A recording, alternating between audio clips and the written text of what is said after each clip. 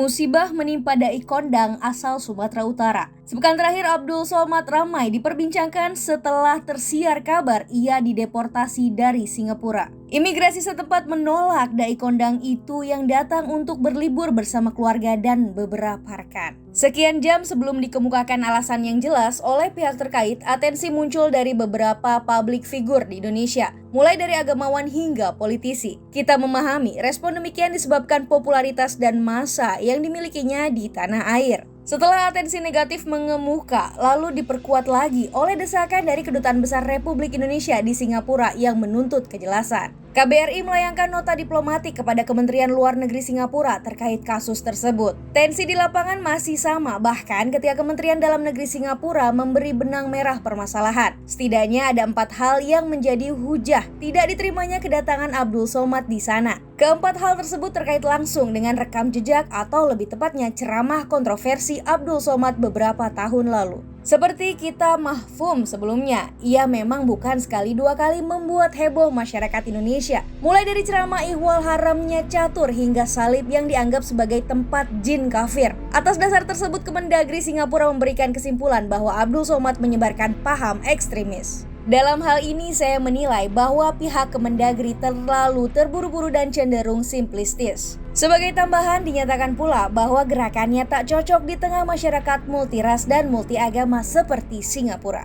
Dari tragedi yang menimpa dai kondang itu justru muncul praduga-praduga yang menyeret term Islamofobia. Lema itu bukan tergolong sebagai baru di telinga saya, bahkan masyarakat Indonesia secara umum. Fahri Hamzah, mantan politikus PKS, salah seorang yang melempar term tersebut ke gelanggang. Ia menyatakan bahwa kasus yang menimpa Abdul Somad memberikan eksplanasi bahwa Islamofobia tumbuh menjamur, tidak hanya di luar negeri, melainkan dalam negeri juga. Ia memang bukan satu-satunya yang menyeret term itu ke gelanggang. Kendati demikian, saya pikir Fahri lah yang menyulut sumbu lema Islamofobia yang kemudian banyak diamini oleh para pengikutnya. Islamofobia bukan neologisme dan bukan pula kata-kata baru ini dalam diskursus agama Islam. Kata ini muncul sebagai gambaran dari ketakutan yang berlebihan di negara-negara barat terhadap Islam. Sebagaimana fobia-fobia lain, itu juga punya penekanan pada ketakutan khusus, ketakutan terhadap Islam. Di Amerika, hal demikian justru menyeruak pasca kejadian Selasa Kelabu. 2 serangan yang menjadikan New York City dan Washington pada 11 September 2001 sebagai sasaran tembak. Kejadian itu pula yang membuat telunjuk George Bush langsung mengarah pada Osama bin Laden yang dituding sebagai dalang beserta Al-Qaedanya.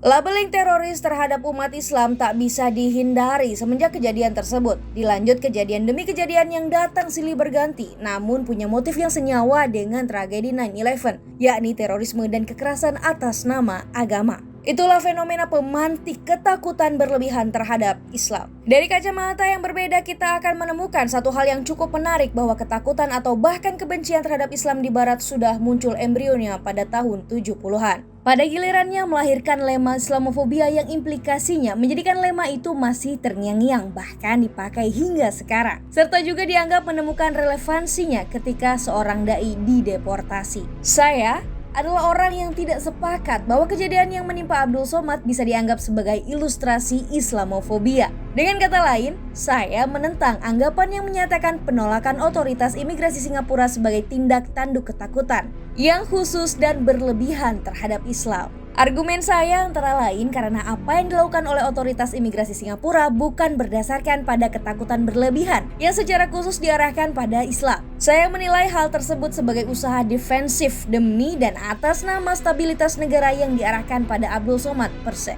Penolakan yang diterimanya tidak bisa dijustifikasi sebagai penolakan dan kebencian terhadap Islam. Sekalipun ia dicap sebagai pemuka agama, tidak lantas menjadi representasi mutlak dari Islam, yang jika ia dikotori, maka diklaim mengotori Islam. Ia hanya bagian kecil dari umat Islam, terlepas dari kelas sosialnya yang didudukan lebih tinggi daripada yang lain. Jika kenyataannya memang demikian, kira-kira lema mana yang tepat untuk menggambarkan itu? Alih-alih menggunakan Islamofobia, kita bisa mengambil lema alternatif, semisal somatfobia atau hal sejenis yang diatribusikan pada Abdul Somad secara personal. Itu dimaksudkan agar penggunaan term Islamofobia tidak sekenanya ada indikator suatu hal yang bisa dimasukkan sebagai Islamofobia atau tidak. Tatkala kita memahami dengan betul apa itu definisi Islamofobia, dampak terbaliknya akan menggunakannya dengan presisi dan tak salah sasaran. Tidak adil rasanya jika menaruh sesuatu dalam konteks ini term tidak pada tempat semestinya. Kita harus adil sejak dalam penggunaan kata.